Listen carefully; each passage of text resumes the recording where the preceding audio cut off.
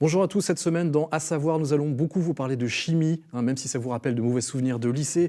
Notre environnement, nos aliments sont-ils pollués et à quel niveau le sont-ils? Pour répondre à ces questions, il faut souvent aller dans un labo. Cette semaine, c'est le labo qui vient à nous, ou plutôt Ronan Collin. Bonjour, vous dirigez la recherche-développement au laboratoire Innovalis, qui est né de la fusion de 3 laboratoires départementaux, Sarthe, Loire-Atlantique, Maine-et-Loire. On en parlera plus précisément tout à l'heure, mais tout d'abord quelques nouvelles de ce projet du labo des savoirs, toute proportion gardée.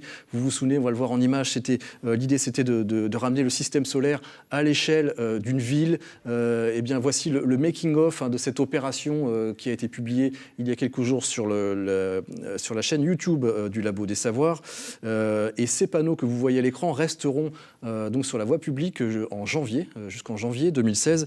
Donc une occasion unique d'explorer le système solaire en biclou ou à pied. Le Labo des Savoirs qui consacre cette semaine son émission à l'archéologie avec un reportage passionnant qui est d'ores et déjà en ligne sur le site néolithique de Haute-Goulaine avec des découvertes de restes d'aurochs. Vous savez, ces ancêtres des bœufs. Il y avait, paraît-il, une boucherie d'aurochs à cette époque au néolithique. Donc le Labo des Savoirs, c'est sur labodessavoirs.fr et sur la radio Prune. Dans le quartier des Dervalières à Nantes, le pôle Séquoia, le pôle sciences, propose une nouvelle après-midi scientifique pour les enfants de plus de 6 ans. Mercredi 16 décembre, on vous parlera de cette faune qui vit dans nos maisons, les araignées, les mouches et parfois même les blattes. Donc c'est le 16, c'est une animation gratuite, mais il faut généralement s'inscrire et les enfants doivent être accompagnés. Vous le savez maintenant, le parc des compteurs électriques va être renouvelé dans les 6 années qui viennent. Les premiers compteurs connectés ont été installés cette semaine en Loire-Atlantique. Alors, qu'est-ce qu'ils ont de plus, ces compteurs du futur? Réponse avec Mathieu Paulet de RDF, la filiale d'EDF chargée de la distribution d'électricité. Ce qui change entre le compteur actuel et le compteur Linky, ce n'est pas au niveau de la mesure que ça se passe. Le compteur Linky mesure l'électricité de la même manière que le compteur aujourd'hui. La différence, c'est que le compteur Linky apporte une dimension de communication de ces mesures, communications qui sont recueillies, historisées, pour être ensuite consultées. C'est la fonction communicante qui est nouvelle avec le compteur Linky. Le compteur Linky transmet ces informations par une technologie qui s'appelle le CPL, c'est le courant porteur en ligne. C'est la même technologie que celle qu'on trouve dans la plupart des maisons quand on a une box internet, qu'on veut transmettre de l'information depuis la box vers d'autres appareils, vers sa télé par exemple. On utilise le CPL. C'est cette même technologie que le compteur Linky utilise pour transmettre ces informations et il le fait au travers des câbles électriques. Maîtriser sa consommation d'énergie, ça commence par la mesurer et en garder la mémoire.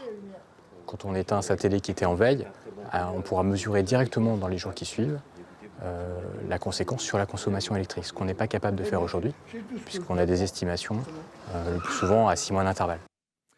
Voilà, Ronan Collin, on va parler maintenant avec vous de chimie, de cette chimie quotidienne qui concerne notre environnement, nos aliments, ou les éleveurs aussi, les agriculteurs. Vous dirigez donc la recherche-développement à Innovalis. Alors, un peu d'histoire, Innovalis, il y a quelques années, il y a 1 an tout juste, il y avait dans chaque département un laboratoire départemental, une appellation qui peut paraître un peu vieillotte par rapport à la structure aujourd'hui dans laquelle vous travaillez. Donc fusion de ces 3 laboratoires départementaux qui restent un service public, c'est ça, une entité publique? Alors le statut de cet établissement désormais c'est le GIP, groupement d'intérêt public, qui en fait un statut à part. Ce n'est plus une direction des conseils départementaux, c'est un établissement avec sa personnalité morale propre. Cela dit, on est toujours très proche des conseils départementaux qui participent malgré tout au fonctionnement de ces 3 laboratoires. Donc une seule entreprise, Innovalis, avec 3 labos, l'un au Mans, l'autre à Angers et l'autre à Nantes, à la Chantrerie. Dans le parc de la Chantrerie. Voilà. On allait tourner d'ailleurs ce matin, au jour annexe, c'est allé tourner ce matin. Qui sont vos clients? Qu'est-ce qu'ils vous confient exactement? Alors déjà, les activités de notre laboratoire s'exercent dans le domaine de la santé animale, dans l'hygiène alimentaire et l'environnement. Donc les clients, ce sont en général l'État, les collectivités, donc les conseils départementaux, les bureaux d'études, les industriels, les traiteurs d'eau et aussi des particuliers. Alors là, on voit par exemple des échantillons. C'est concrètement, on vous apporte un petit flacon avec de l'eau de rivière, c'est ça? Et on vous demande de... Alors ça peut être un flacon qui contient de l'eau de rivière, mais ça peut être aussi une vache pour une autopsie suite à un décès. Donc ça peut aller du petit volume au gros volume. Et donc ces échantillons sont le point de départ effectivement de nos analyses. Alors dans la Sarthe notamment, mais aussi en Loire-Atlantique, les éleveurs vous connaissent très bien parce qu'ils font régulièrement appel à vous. Vous faites de l'analyse aussi sur les produits alimentaires, pas finis, mais qui vont directement chez le consommateur. Alors ça peut être des salades, c'est ça? Oui, tout à fait. Donc produits alimentaires d'origine animale ou d'origine végétale, donc de la fourche à la fourchette, on va dire, puisque c'est du produit de base jusqu'au produit transformé. Donc généralement on cherche des polluants. Quel type de polluants on cherche et lesquels sont les plus recherchés? Alors parmi les polluants que l'on cherche, il y a deux grandes familles. Il y a les polluants dits organiques, les micropolluants organiques, et puis les micropolluants minéraux comme les métaux par exemple. Alors organique, c'est quoi? C'est des excréments qui pourraient se retrouver dans les... Non, alors les micropolluants organiques, c'est plus subtil que ça. Ce sont en général des produits qui ont été introduits de manière volontaire ou des produits issus de la dégradation de certaines molécules présentes dans les denrées alimentaires, par exemple, ou des produits eux-mêmes issus du métabolisme de bactéries ou de champignons, par exemple. Alors, concrètement, sur un légume, ça peut être un pesticide, c'est ça? Si ce sont des produits apportés, donc dits exogènes de l'extérieur, en général, ce sont potentiellement des pesticides, oui, qui servent à améliorer, à lutter contre les nuisibles. Donc les pesticides, par exemple, pour les végétaux, ça c'est le cas général. Pour des produits, des céréales, pour des produits d'origine animaux, on peut trouver aussi des hormones, des promoteurs de croissance, des résidus de médicaments, des antibiotiques, des choses comme ça, qui peuvent être parfois des molécules interdites. Il y a un pesticide, enfin un produit dont on a appris à se souvenir du nom, c'est le glyphosate, qui est un produit dérivé qui est contenu dans le Roundup, qu'on connaît tous, parce qu'on a tous répandu dans nos jardins à une certaine époque quand on croyait que c'était inoffensif. Aujourd'hui, on sait que le glyphosate a une toxicité, alors cancérigène ou pas, ça on ne sait pas, mais il a une toxicité. Est-ce que vous le constatez dans vos prélèvements? Et est-ce que ça fait partie des priorités de vos clients, de retrouver du glyphosate dans les... Alors, le glyphosate, c'est celui qui était un peu mis à l'index dans les agendas, on va dire, par les médias. Mais cela dit, c'est un petit peu l'arbre qui cache la forêt, parce que le glyphosate, c'est pas forcément le plus toxique. Il y a un débat, on va dire, récurrent sur le glyphosate. Cela dit, comme c'est probablement la molécule la plus utilisée et notamment la plus vendue dans le commerce, on la retrouve dans les eaux brutes de façon assez fréquente. Et donc, elle est bien entendu surveillée, mais comme 300 autres ou 400 autres molécules à peu près pesticides dans l'eau. Alors, il y a une particularité avec les polluants, c'est que parfois, ces polluants, dès qu'ils sont dans le milieu naturel, au bout de quelques heures, ils disparaissent ou ils se transforment. Comment vous gérez ça ?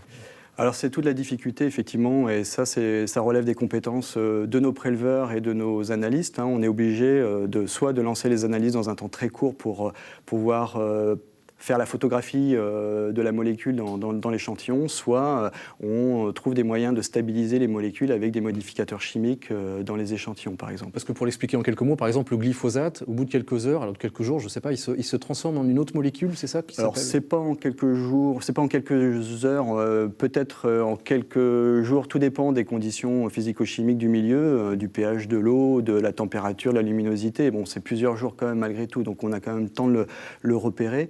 Il peut se dégrader en la molécule AMPA, l'AMPA, qui est aussi un dégradé du glyphosate. Cela dit, l'AMPA n'est pas spécifique du glyphosate. Donc quand on retrouve de l'AMPA, on n'est pas certain à 100% qu'il provient du glyphosate, puisqu'on peut en retrouver de l'AMPA dans des détergents, par exemple.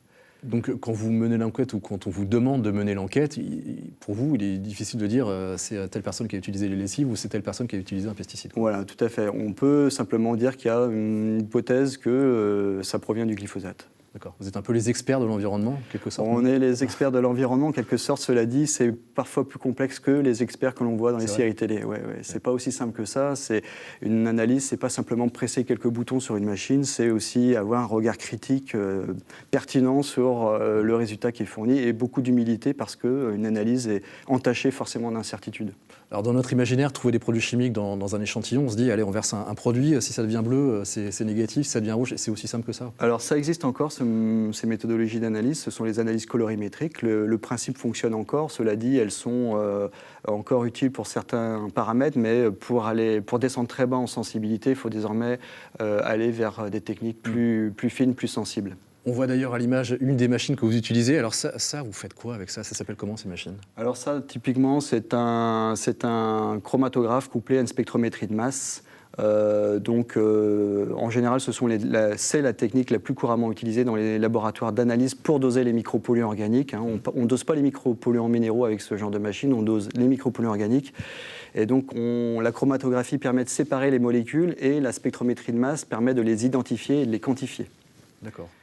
Voilà. Et ces machines-là, ça demande un investissement particulier que tous les labos ne peuvent peut-être pas avoir. Alors ça demande un investissement très lourd qui peut engager l'avenir du laboratoire. En général, on tourne autour de 200 à 300 000 euros hors taxe pour ce genre de machine.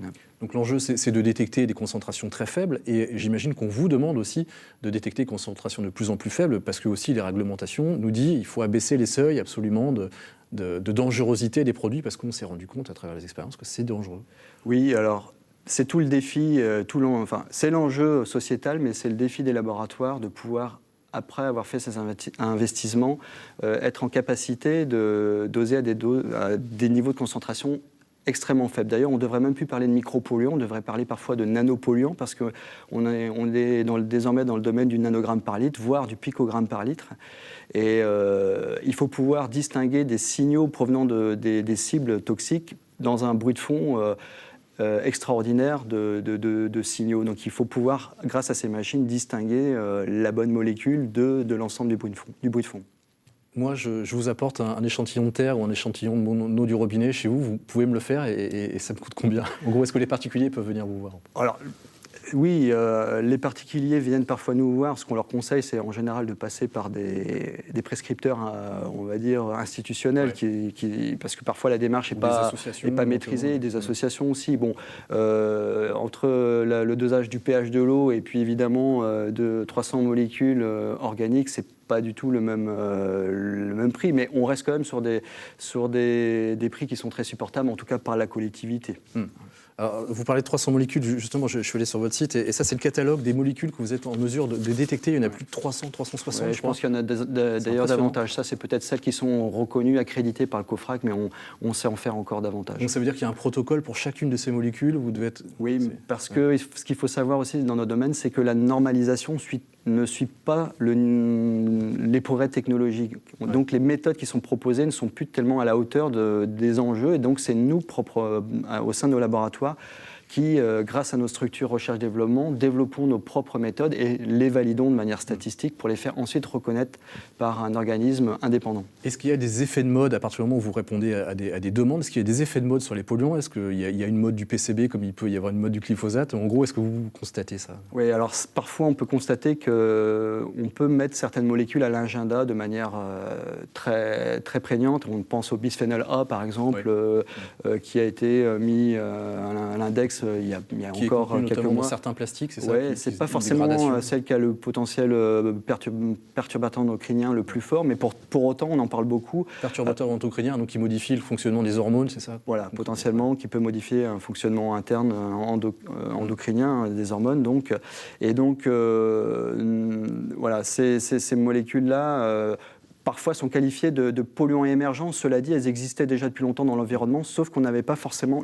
la demande sociétale n'était pas encore là, et on n'avait pas forcément les capacités analytiques de les analyser. Et quand on fait de la recherche-développement, comme vous, on est obligé de sentir un peu l'air du temps et de se dire « Ah, là, ça va aller dans cette direction, il faut absolument qu'on trouve les moyens de détecter ce type de polluants ». Bien entendu, un chercheur, enfin en tout cas, le personnel au sein de ma structure recherche-développement doit maintenir cette veille technologique et se positionner toujours en amont de la demande, donc anticiper l'expression des besoins des donneurs d'ordre. D'accord. Et vous avez beau être un GIP, un service public, vous êtes plutôt offensif sur les marchés extérieurs. Oui, on n'est pas dans une position défensive, on est vraiment sur l'idée non seulement de consolider notre position, mais d'aller aussi se développer sur des marchés qui nous permettent d'obtenir des recettes substantielles. On est souvent encore, on est parfois, et même de manière très fréquente, sollicité par des industriels en dehors de notre territoire. Merci beaucoup Ronan Collin d'avoir accepté notre invitation. Pour plus d'infos sur Innovalis, innovalis.fr avec notamment pas mal d'articles d'actualité qui sont plutôt intéressants, qui permettent de comprendre un peu aussi l'évolution sur la réglementation autour des polluants dans l'environnement et dans notre alimentation. À très bientôt sur Télé Nantes et suivez-nous sur les réseaux sociaux et sur telenantes.com.